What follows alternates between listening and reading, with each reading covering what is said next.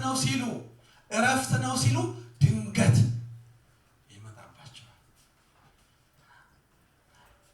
የጌታ ዳግም ምጽአት ለኛ ጆይ ነው፣ ከጌታ ጋር የምንሆንበት ለዛ ነው ሐሳቡ። ስለዚህ የጌታ መምጫ ዘመን ወራት መለየት የቤተ ክርስቲያን ስራዋ አይደለም፣ ካስፈለገ አሳይመንቷ አይደለም።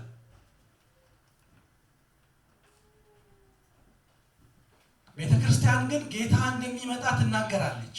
አመጣጡ ግን ድንገት እንደሆነ ትናገራለች። የሚመጣውን ጌታ ግን ነቅታ ትጠብቃለች። አግኝታችሁኛል? ምክንያቱም በእግዚአብሔር መንግስት ነው ያለነው። ኦልሬዲ ወደ ክርስቶስ መንግስት ፈልሰናላ። የእግዚአብሔር ልጆች ሆነናላ። ቅድም እንዳለው መንፈሱ ለዘላለም በእኛ ውስጥ አለ ማለት ነው። ጌታ ስለዚያች ቀን ማንም አያውቅም ብሏል። ከአባት በቀር ነው።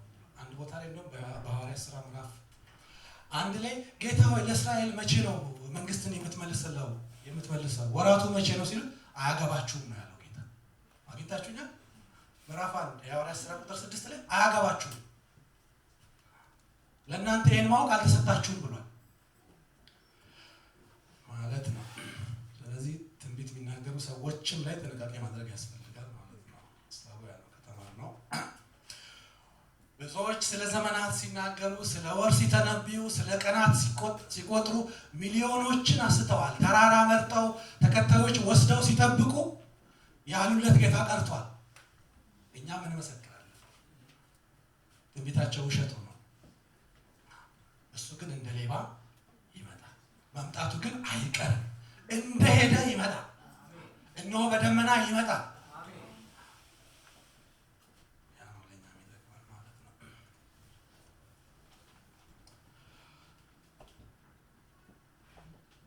አንድ ወደው ሰው የተናገረው አለ። The church is looking for a person. ቤተ ክርስቲያን ፐርሰን ነው የምትጠብቀው። ክርስቶስን እንጠብቃለን። ወራትን አይደለም፣ ቀናትን አይደለም፣ ዓመታትን አይደለም። ግን ቅርብ ነው ጌታ።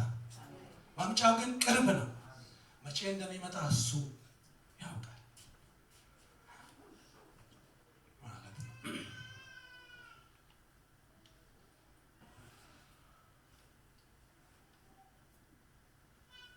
ስለዚህ የጌታ ቀን በሌት እንደሚመጣ ይህን ታውቃላችሁ፣ በእነሱ ነው የሚመጣው ብሎ ከተናገረ በኋላ ቀጥሎ ያለው ሐሳብ እንደዚህ ይላል። ከቁጥር 4 እስከ 10 እናንተ ግን እንዲህ ከሆነስ እናንተ ግን ወንድሞች ሆይ ቀኑ እንደ ሌባ ይደርስባችሁ ዘንድ በጨለማ አይደላችሁ። ለኛ አይደለም ማለት ነው። አግኝታችሁኛል? ሐሳቤ ስለ ጌታ ዳግም ምጽአት ስናስብ በእኛ አይመጣብንም፣ ይመጣልናል።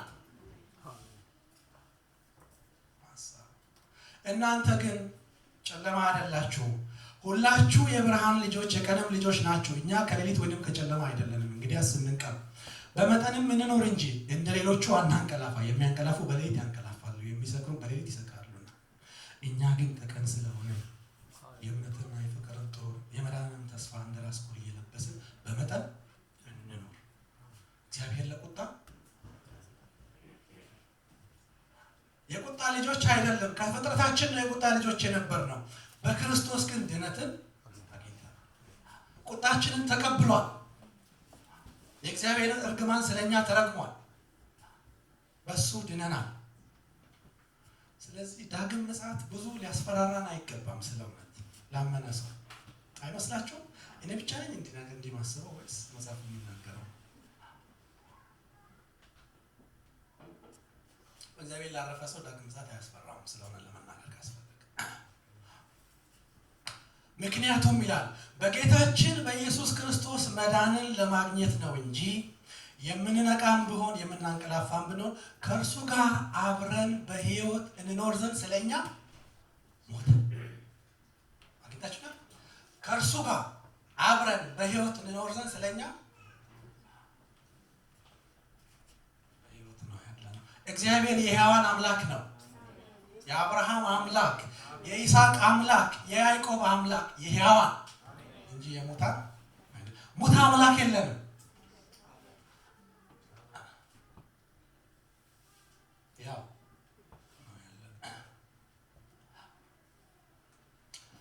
በዚህ ምድር የሰይጣንና የጌታ አሉ፣ የጽድቅና የኃጢአት ልጆች አሉ፣ የብርሃንና የጨለማ ልጆች አሉ፣ የዳኑና ያልዳኑ አሉ።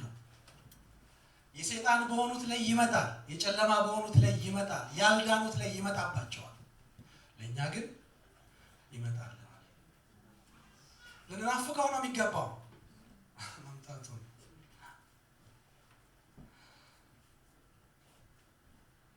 ስለዚህ እንንቃ፣ በመጠን እንኖር፣ አናንቀላፍ። ከእንቅልፍ የምትነሱበት ሰዓት እንደደረሰ አሁን እወቁ። ካመንበት ጊዜ ይልቅ መዳናችን አሁን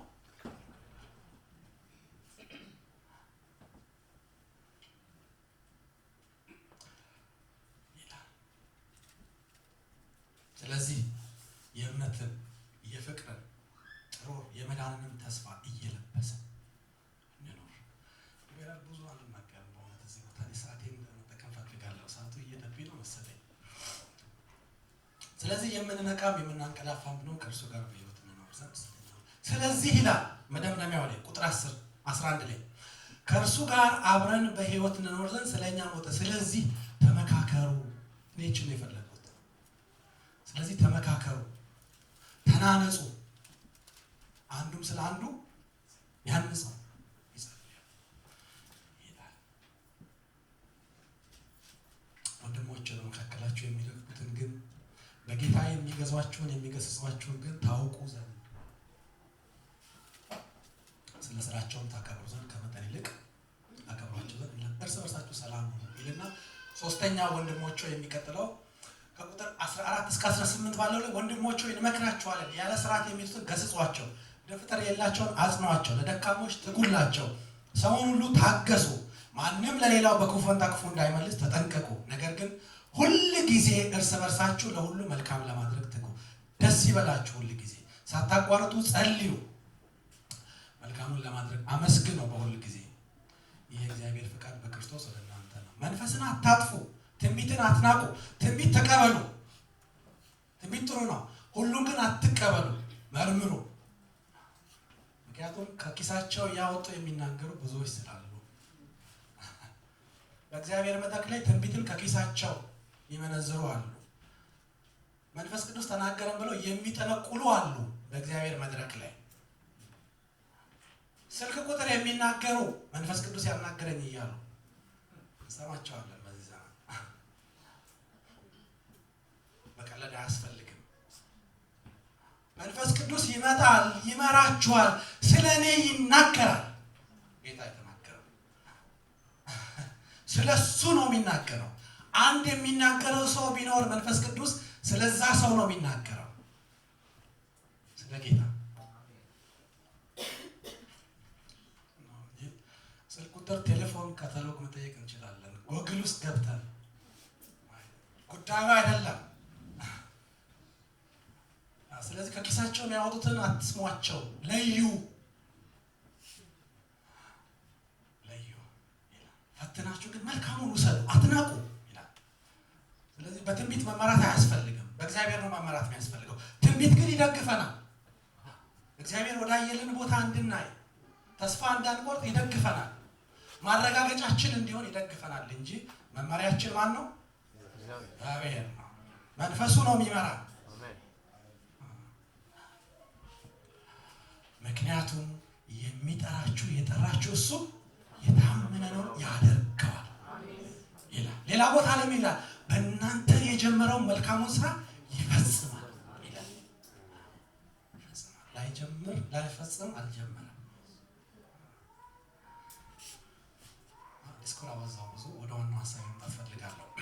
ስለኛ ደግሞ ጸልዩ ይላል ጳውሎስ። በጣም ልብ የሚነካው ሰው ይሄ ነው። ይሄን ሁሉ የተናገረ ድካም ይሄ ነው። መደጋገፍ ያስፈልጋል። ማንም ብርቱ ቢሆን፣ ማንም አስተማሪ ቢሆን፣ ማንም ትልቅ ቢሆን የወንድሙ ድጋፍ ያስፈልገዋል። እርስ በርሳችን ልንሸካከም ይገባናል ማለት ነው። እርስ በርሳችሁ ደግሞ ሰላምታ ተሰጣጡ። ለቅዱሳን ወንድሞች ደግሞ ይህን አንብቡ። እናንተም ደግሞ ጌታ ጸጋውን ያብዛላችሁ። ጠቅለል ስናደርገው ምዕራፍ 5 ላይ ዋናው የህይወት ምዕራፎች 22 ትእዛዞች አሉ። 22 የክርስትና አፕሊኬሽኑ እነዚህ ናቸው። አሁን ተሰሎንቄ ላይ ያልነው ነው የመጣ ነው። ስለዚህ ያልነው ነገር ሁሉ ማጠቃለያ ምንድነው?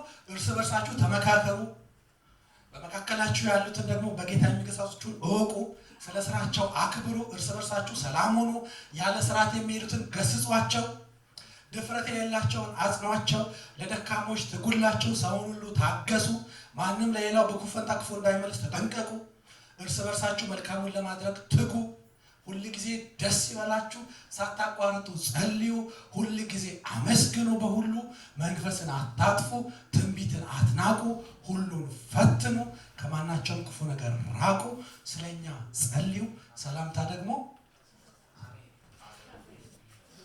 ይሄ ነው በቃ ማለት ነው። ማጠቅለያ ስብከቴን ግን አልጀመርኩም ስለሆነ ለመናገር አልጀመርኩም።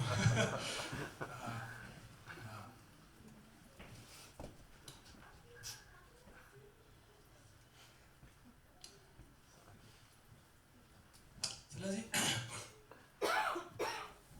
እንዴት እንደተሰደዱ ያውቃሉ። የተሰሎንቄ ቤተክርስቲያን ስትመሰረት አይሁድ ተነስተውባቸው አሳደዋቸው ወደ ቤሪያ ነው የሄዱት። አስታውሳላችሁ። እግዚአብሔር ግን ተከታይ ነበረው፣ የሚቀበል ነበረው። ምንም 3 ሳምንት ብቻ ቢሰበኩ ምን አስቀምጦላቸው ነበር? አስተማሪዎች፣ መሪዎች። እነሱን እወቋቸው። ጳውሎስ እንደዛ ነው እያደረገ፣ እንደዚህ ነው የሚያሳያቸው። አግኝታችሁ ነ ወደ ሳይሆን እንደዚህ ይዋቸው፣ እወቋቸው ይላል።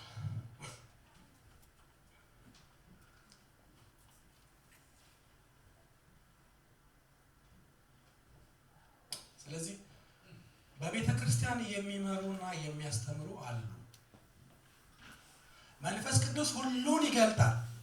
መንፈስ ቅዱስ ሁሉን ያስተምራል። በእግዚአብሔር ፊት ስንቆም ሁሉን እንማራለን። መጽሐፍ ቅዱስ ይህን ይደግፋል። ቅዱሱን ቅባት ተቀብታችኋልና ሁሉን ታውቃላችሁ ይላል። ያው መጽሐፍ ቅዱስ ግን መንፈስ ቅዱስ ደግሞ በቤተ ክርስቲያን የመምህርነትን ጸጋ እንደሰጠ ይናገራል። ለኛ የማይገለጠውን የሚገልጡ ሰዎች አሉ። ያን ባላንስ መጠበቅ ጥሩ ነው። በጌታ ስምም የሚገዙ አሉ ማለት ነው። እንደው ልጅየው ትንሽ ያስቸግራታል። እናትየው በጣም ተቸግራለች እና ውሃ ስትለው ብርጭቆ ይዞ ይመጣል።